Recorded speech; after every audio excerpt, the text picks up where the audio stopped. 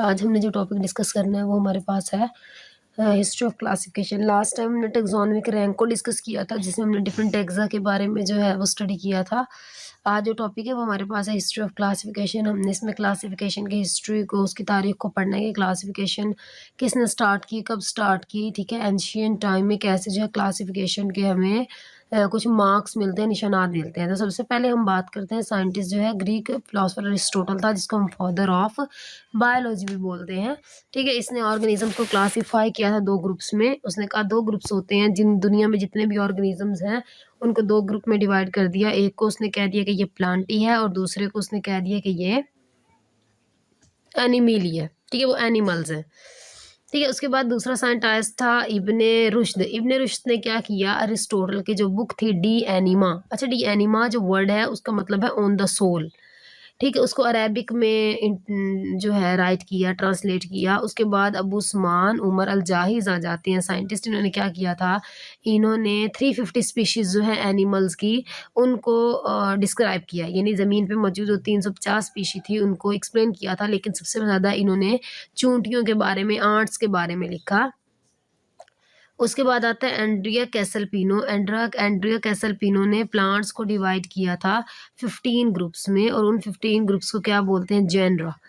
Then आ जाता है torn fort. Torn fort ने क्या किया, टॉर्न फोर्ट ने इंट्रोड्यूस करवाया टैक्सा और स्पीशी को। हमने पीछे जो पढ़े टैक्सा, कौन कौन सा टैक्सा, क्लास और स्पीशी। हमने जो पीछे पढ़े थे ना टेक्सोनोमिक रैंक या टैक्सा, उनमें से जो क्लास और स्पीशी थी वो टॉर्न फोर्ट ने इंट्रोड्यूस करवाई।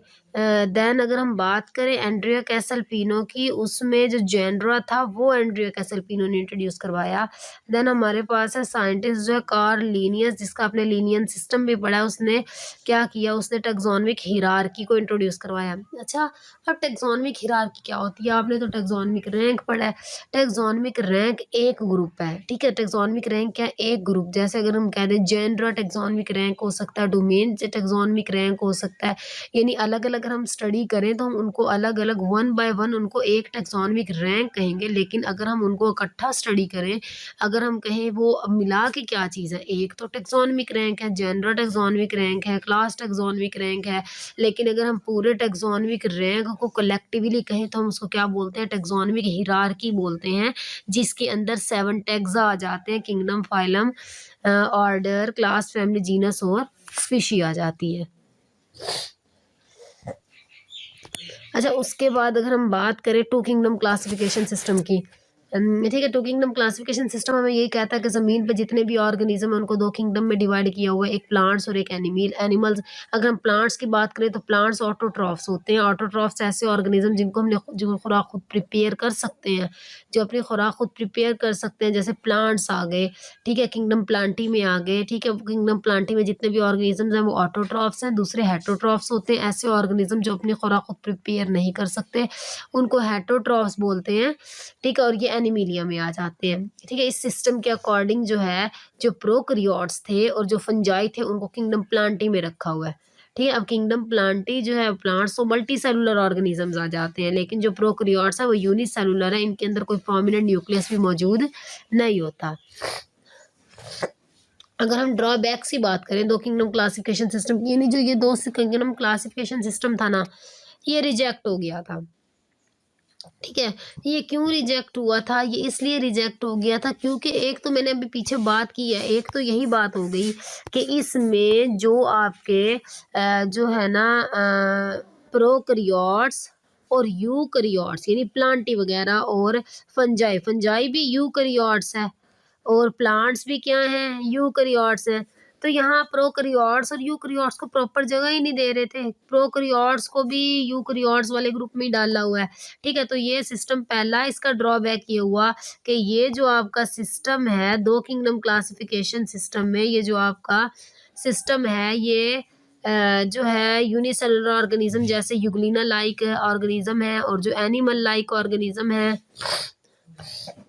जो यूग्लिना, जैसे पीछे बात हुई है कि ये प्रोकैरियोट्स और यूकैरियोट्स में कोई डिफरेंशिएट नहीं कर रहा, लेकिन कुछ ऐसे भी ऑर्गेनिज्म थे जिनको प्रॉपर जगह ही नहीं दे रहे थे ये कहीं पे भी। जैसे अगर हम बात करें यूग्लिना, यूग्लिना में प्लांट लाइक कैरेक्टरिस्टिक्स भी है। प्लांट लाइक क्या है कि इनमें क्लोरोफिल है, ये फोटोसिंथेसिस करके खुराक बना सकता है। ठीक है, एनिमल लाइक भी कैरेक्टरिस्टिक्स है कि ये रात को तो खुराक नहीं बना सकता और ना ही इनमें सेल वॉल है।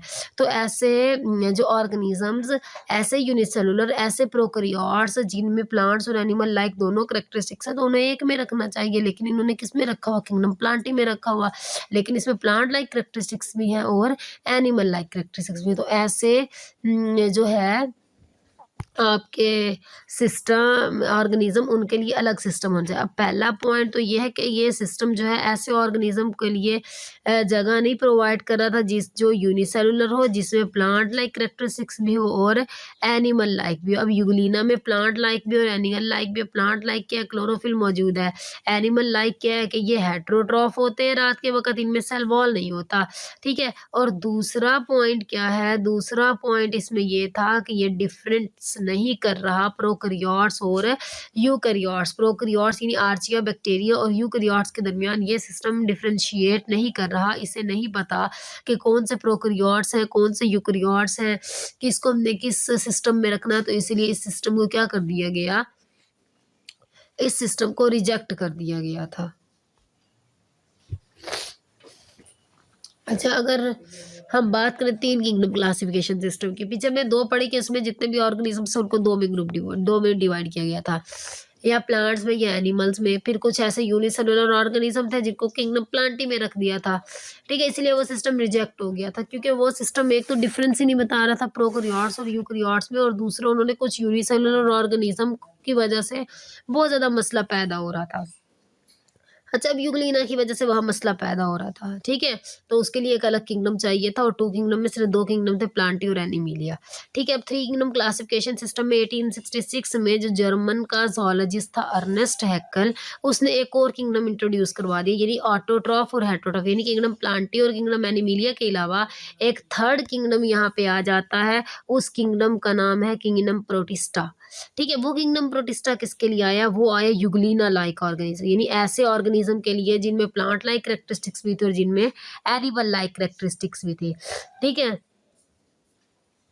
उसको रख दिया गया किंगडम प्रोटिस्टा के अंदर। जैसे जो है प्रोकैरियोट्स जो थे उनको भी किंगडम प्रोटिस्टा में रख दिया गया था, क्योंकि जो है ये डिफरेंस आ जाएगा कि अब प्रोकैरियोट और यूकैरियोट को अलग अलग किंगडम में रख दिया, तो ये सिस्टम प्रोकैरियोट और यूकैरियोट में थोड़ा बहुत डिफरेंशिएट जो है वो कर सकेगा। लेकिन फंजाई को अभी भी किस में रखा हुआ था, किंगडम प्लांटी में। यूग्लिना के लिए किंगडम प्रोटिस्टा आ गया, लेकिन जो है फंजाई उसको अभी भी किंगडम प्लांटी में रखा हुआ था। ठीक है, अब यहाँ पे क्या होगा, अब यहाँ पे किस चीज़ की पोजीशन को डिसएग्री किया गया, यहाँ पे किंगडम फंजाई की।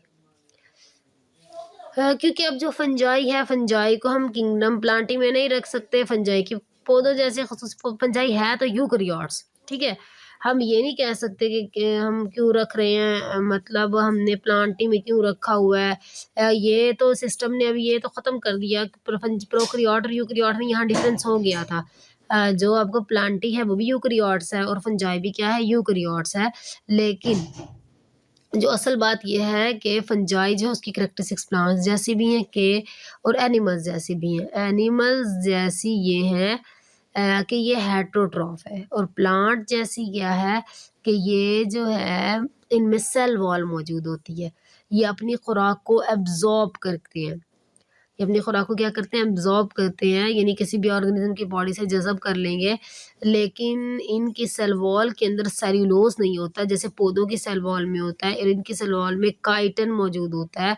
और ये सिस्टम भी क्या हो गया था, रिजेक्ट हो गया था, क्योंकि अभी भी फंजाई को प्रॉपर जगह नहीं मिल रही थी। ठीक है, अगर फंजाई को प्रॉपर प्लेस मिल जाती तो ये सिस्टम आपका रिजेक्ट ना होता। अब फंजाई की वजह से यहाँ प्रॉब्लम आ रही, 2 किंगडम क्लासिफिकेशन सिस्टम में यूग्लिना की वजह से प्रॉब्लम आई थी कि वहाँ यूग्लिना को प्रॉपर प्लेस नहीं मिल रही थी। और अगर हम यहाँ बात करें तो यहाँ फंजाई को प्रॉपर प्लेस नहीं मिल रही। उसकी भी कैरेक्टरिस्टिक्स यूग्लिना की जो है प्लांट लाइक और एनिमल लाइक थी, और फंजाई की भी प्लांट लाइक और एनिमल लाइक भी है। लेकिन अभी भी इसको किंगडम प्लांटी में रखा हुआ है, ना हम इसको प्लांटी में रख सकते हैं, ना ही हम इसको एनिमेलिया में रख सकते हैं, लेकिन साइंटिस्ट ने इसको प्लांटी में रखा हुआ है, जिसकी वजह से अभी भी क्लासिफिकेशन जो है प्रॉपर नहीं हो रही।